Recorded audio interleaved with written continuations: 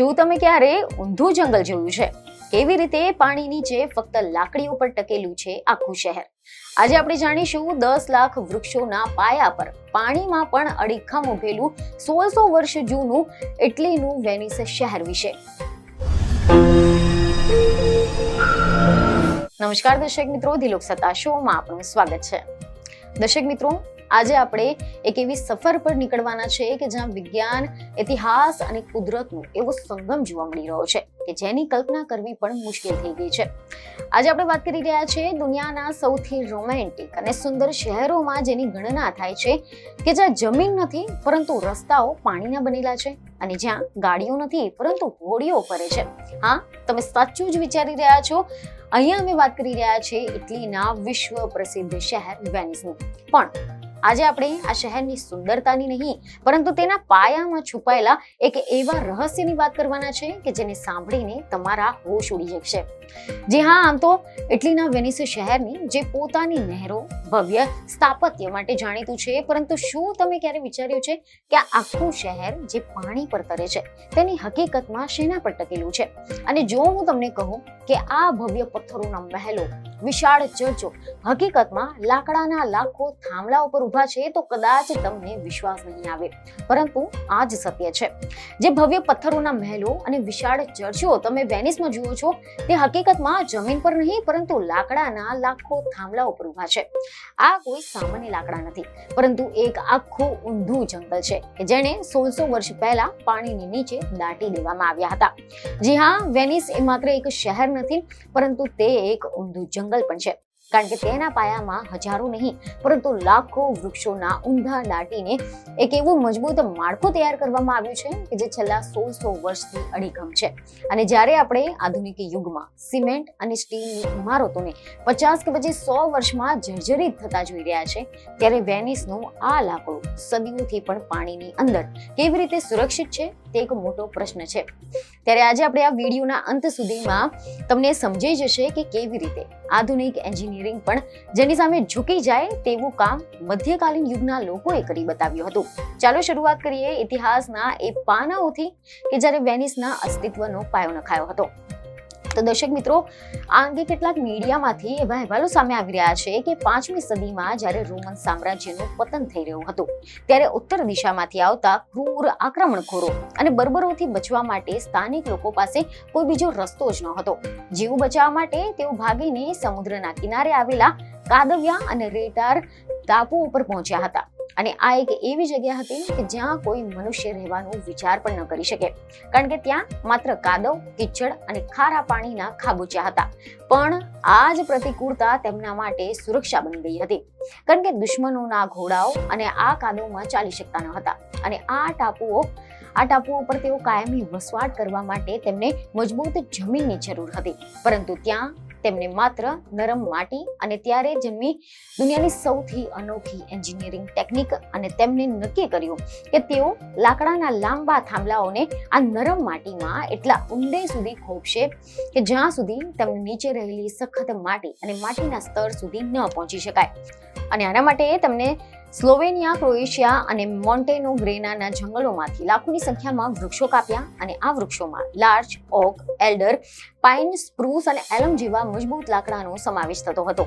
તમે કલ્પના કરી શકો છો કે એક એક કરીને લાખો લાકડાના થાંભલાઓને હાથથી કાદવમાં ઉતારવામાં આવ્યા હતા અને આ થાંભલાઓના નીચેનો ભાગ અણીદાર રાખવામાં આવતો હતો જેથી કરીને તેને સરળતાથી જમીનમાં ઉતારી શકે. અને આ પ્રક્રિયા એટલી વિશાળ હતી કે તેને સમજવા માટે આપણે આંકડા જોવા પડશે. અને માત્ર એક રિયાલ્ટો બ્રિજ જે વેનિસનું ગૌરવ છે તેની નીચે 14,000 થી વધુ થાંભલા છે. અને જ્યારે આપણે પ્રખ્યાત સેન્ટ માર્ક બેસિલિકાની વાત કરીએ છીએ ત્યારે આ અંગે પણ એવા રિપોર્ટ સામે આવી રહ્યા છે કે તેની નીચે 10 લાખથી વધુ લાકડાના થાંભલાનો ઉપયોગ થયો છે. અને એટલા જ માટે જ વેનિસનું ઊંધું જંગલ કહેવામાં આવે છે. કારણ કે જો તમે શહેરને ઉલટું કરીને જોશો તો પછી ઇમારતો કરતા વધુ વૃક્ષો જોવા મળશે. અને હવે અહીંયા તમારા મનમાં સૌથી મોટો સવાલ એ જ હશે કે લાકડું તો પાણીમાં સડી જાય છે, તો પછી આ શહેર 1600 વર્ષથી કેવી રીતે અડીખમ છે? અને અહીંયાથી જ કુદરત અને વિજ્ઞાનનો અદ્ભુત તાલમેલ જોવા મળે છે. કારણ કે સામાન્ય રીતે લાકડું ત્યારે સડે છે જ્યારે તે હવા અને પાણી બંનેના સંપર્કમાં હોય અને લાકડું સડવા માટે ઓક્સિજનની જરૂર હોય છે, જેનાથી ફૂગ અને બેક્ટેરિયા પેદા થઈ જાય. પરંતુ વેનિસના કિસ્સામાં આ થાંભલાઓને કાદવમાં એટલા ઊંડે સુધી દાટી દેવામાં આવ્યા છે કે ત્યાં ઓક્સિજન પહોંચતો જ નથી અને ઓક્સિજનના અભાવે સડો પેદા કરનાર જે બેક્ટેરિયા છે તે જીવી શકતા નથી. અને ઉપરથી આશ્ચર્યની વાત તો એ પણ છે કે દરિયાના પાણીમાં રહેલા ખનિજો અને ક્ષાર ધીરે ધીરે લાકડાના છિદ્રોમાં જમા થતા ગયા અને સમય જતા આ લાકડુંથી હટીને પથ્થર જેવું સખત બની ગયું. વૈજ્ઞાનિકો જ્યારે આજે આ પાયાની તપાસ કરે છે ત્યારે તેઓ પણ આશ્ચર્યચકિત થઈ જાય છે કે આ લાકડું તો આજે કોન્ક્રીટ કરતા પણ વધુ મજબૂત બની ગયું છે. અને આ સિદ્ધાંતને હાઇડ્રોસ્ટેટિક પ્રેશર અને સોઇલ ફ્રિક્શન કહેવામાં આવે છે. જ્યારે હજારો થાંભલાઓ એકબીજાની ખૂબ જ નજીક લગાવવામાં આવે ત્યારે માટી તેમને એટલી સખત રીતે જકડી લે છે, પકડી રાખે છે કે તે હલી પણ નથી શકતા. અને આ જ ઘર્ષણ બળ એટલે કે ફ્રિક્શન આખા શહેરના અબજો ટન વજનને પકડી રાખે છે.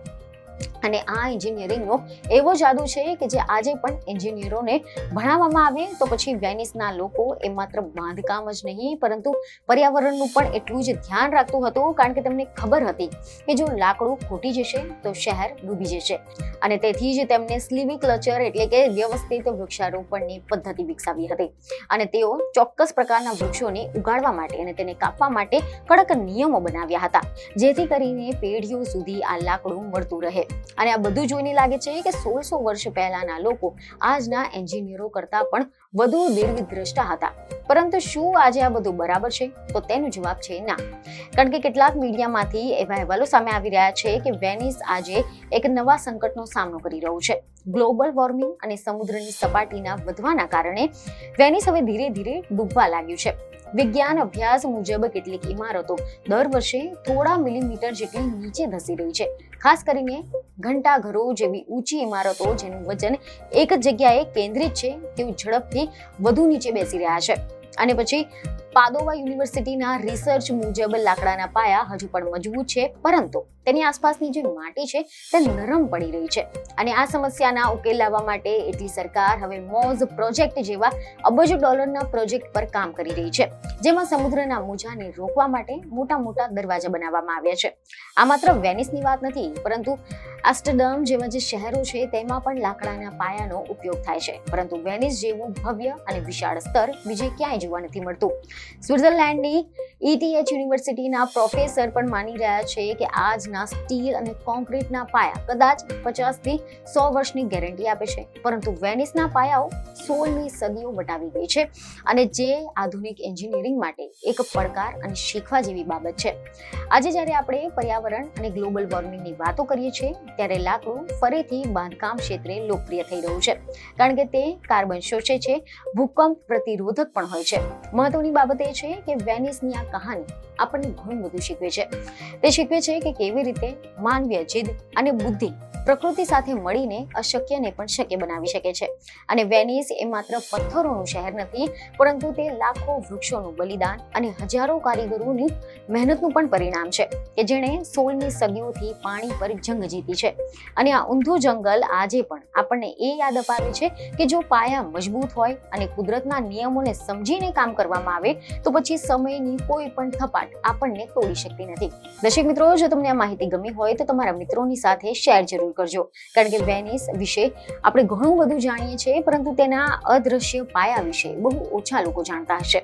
વિજ્ઞાન, ઇતિહાસ અને સ્થાપત્યનો આ અનોખો સંગમ ખરેખર ખૂબ જ પ્રશંસનીય છે, કારણ કે આપણે સૌએ આ મહાન વારસાને સમજવાની અને તેને બચાવવાની જરૂર છે. વેનિસ એ માત્ર ઇટલીનું ગૌરવ નથી, પરંતુ માનવ બુદ્ધિશક્તિ અને કુદરતના સુમેળનું એક જીવંત પ્રતીક છે, જે આજે લાખો પ્રવાસીઓને આશ્ચર્યચકિત કરે છે. જ્યારે તમે હવે ક્યારે પણ વેનિસના ફોટા જુઓ કે પછી ત્યાં ફરવા જાઓ ત્યારે યાદ રાખજો કે જે સુંદર રસ્તાઓ અને ઇમારતો પર તમે ચાલી રહ્યા છો તેની નીચે એક આખું ઊંધું જંગલ ઊભું છે, જેણે આ શહેરને ડૂબતા બચાવી રહ્યું છે. અને તે આપણને શીખવે છે કે સાચું એન્જિનિયરિંગ એ જ છે કે જે સમયની કસોટી પર ખરું ઉતરે અને કુદરતની શક્તિને પડકારવાના બદલે તેની સાથે હળીમળીને ચાલે. અને વેનિસનું આ રહસ્યમય ઊંધું જંગલ હંમેશા માનવ ઇતિહાસમાં એક સુવર્ણ પ્રકરણ બનીને રહેશે, કારણ કે તે પાણી, માટી અને લાકડાના એક એવા અનોખા મિશ્રણથી ફળશ્રુતિ છે કે જેનું પુનરાવર્તન કરવું કદાચ આજના હાઈટેક યુગમાં પણ અશક્ય લાગે છે. તો આશા છે કે આ માહિતી તમને મહત્વની લાગી હશે, જેથી અમારા વિડીયોને લાઈક અને શેર જરૂરથી કરજો. બીજને ખબરો સાથે ફરી મળીશું. ધન્યવાદ.